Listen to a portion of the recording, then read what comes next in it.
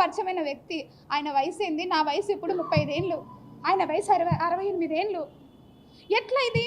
ఎట్లా మాట్లాడతారు మీరు? అంటే ఏ ఆఫీసరు ఏ ఎమ్మెల్యేతో మాట్లాడద్దా? ఏ మినిస్టర్తో మాట్లాడద్దా? ఏ ఆఫీసర్లు మాట్లాడద్దా? ఇప్పుడు నేను మీతో మాట్లాడుతున్నాను, ఇంత మాత్రాన్ని మీకు నాకు ఏమైనా రిలేషన్ ఉన్నట్ట? ఒక ఆడపిల్ల మాట్లాడకూడదా? అంత పెద్ద అయినంత మీరు మాట్లాడేటప్పుడు కనీసం నేను ఇక్కడే ఉన్నానుగా, సస్పెన్షన్ పీరియడ్లో ఊరు దాటకూడదని నాకు ఇచ్చారు ఆర్డరు. ఆ మూమెంట్లో మీరు నన్ను అడిగి ఉండొచ్చుగా, నా నెంబర్ ఎవరి దగ్గర నుంచైనా తీసుకొని ఉండొచ్చు మీరు. ఇది మదన్ మోహన్ ఇచ్చిన కంప్లైంట్, ఇది మదన్ మోహన్ ఇచ్చిన కంప్లైంట్ మీ అందరి దగ్గర ఉంది. ఈ కంప్లైంట్లో ఒక ఆడది ఎంతమందితో ఉంటుందనేసి రాశాడు. విజయసాయిరెడ్డి గారి పేరు X Y Z, తర్వాత సుభాష్, ఇంతమంది పేరు రాశారు. సిగ్గుగా లేదా అతనికి? మన పిల్లలకి ఒక తల్లిని, సిగ్గుగా లేదా అతనికి? ఇంతమందితో నాకు రిలేషన్ ఏర్పడడానికి. It is purely character association నాది. నేను మనిషినండి, ఆడపిల్లని నేను. మీరు అబ్బాయిలు ఏమన్నా తుడుచుకొని వెళ్ళిపోతారు. రేపొద్దున నా బిడ్డలకి నిలబడి పెళ్లి చేయాల్సింది నేను. ఇంత ఎలిగేషన్ వేశారు మీరు. ఏదైనా పెళ్ళికి పోవాలంటే ఎట్లా పోవాలా నేను? రేపొద్దున గవర్నమెంట్లోకి వెళ్ళి ఎట్లా జాబ్ చేయాలా నేను? అరే నేను మీకు అవైలబుల్లో ఉన్నాను, ఒక్క చిన్న మాట అడిగాను నన్ను. ఎంతోమంది మీడియా దుర్గా టెంపుల్కి లాస్ట్ ఇయర్ దర్శనాలకు అప్పుడు చూశారు. చక్కగా చీర కట్టుకొని ఉద్యోగం చేస్తూ ఉన్నాము. ఇంతకన్నా ఏం చేస్తామండి మేము ఉద్యోగము? ఇది మదన్ మోహన్ మానిపాటి సంతకమే, మీరు కావాలంటే చూసుకోండి. 2016లో మ్యూచువల్ నాకు విడాకుల ఒప్పంద పత్రం రాసిచ్చిన పత్రం ఇది.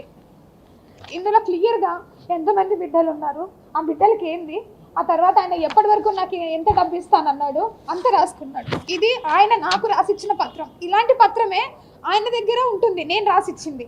నో మదన్ మోహన్కి నా బిడ్డకి ఎలాంటి సంబంధం లేదు. It is very clear. ఆ బాబుకి తండ్రి పోతిరెడ్డి సుభాష్, ఇది వెరీ క్లియర్.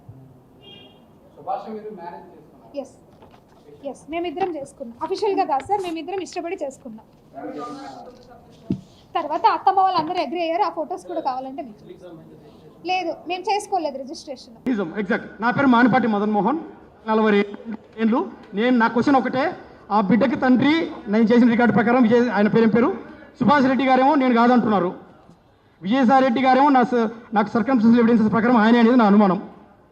సో నేను పెద్ద విజయసాయి రెడ్డి గారితో నాకు ఎటువంటి ఇష్యూస్ లేవు. శాంతి చెప్పిందే చెప్తున్నాను. శాంతి నాకు ఏ స్టోరీ అయితే విజయసాయి రెడ్డి గారి గురించి చెప్పిందో, ఓకే నువ్వు సైలెంట్గా ఉండు, ఓ ముసలా 10-15 ఏళ్ళు చచ్చిపోతాడు, మనకు డబ్బులు వస్తాయి, ఆడపిల్లలకు మిగులుతాయి, నువ్వు సైలెంట్గా ఉండు అని శాంతి చెప్పిందే చెప్తున్నాను.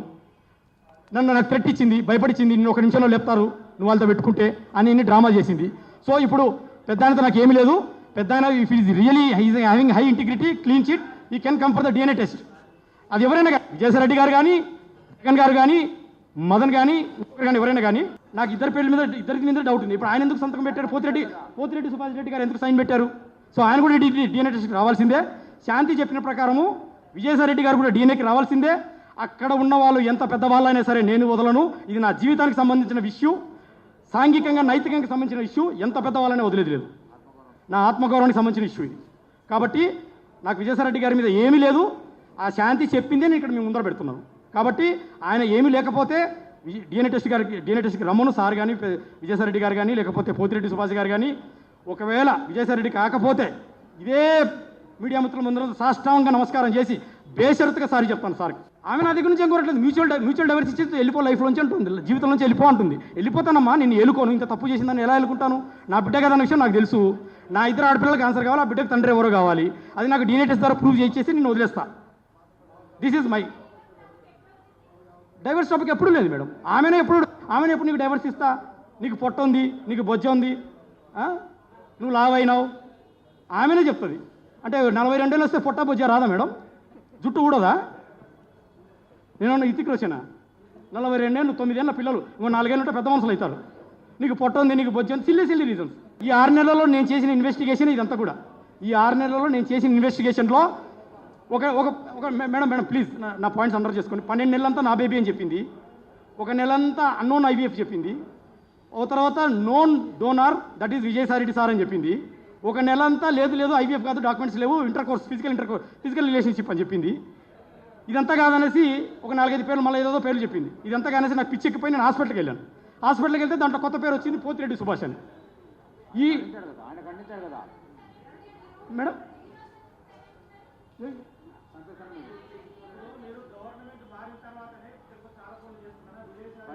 భయంతో అంత పెద్ద మనిషిని ఇప్పుడు అంత పెద్ద మనిషిని నేను అడగలేను కదా. ఆ రోజే ఫస్ట్ రోజే చెప్పింది, కానీ పోయి అడగలేను కదా. నువ్వేనా నా బిడ్డకు తండ్రిని అడగలేను. I don't have a pakka evidences లేవు సార్ నా దగ్గర. విజయసాయి రెడ్డి గారి గురించి చెప్పడం మొదలుపెట్టింది. విజయసాయి రెడ్డి పెద్ద ఆయన, అవునవును నేను కూడా విన్నాను సార్, చాలా పెద్ద మనిషి, జగన్ గారి తర్వాత జగన్ గారు అంతటా ఆయన అని విన్నాను నేను కూడా.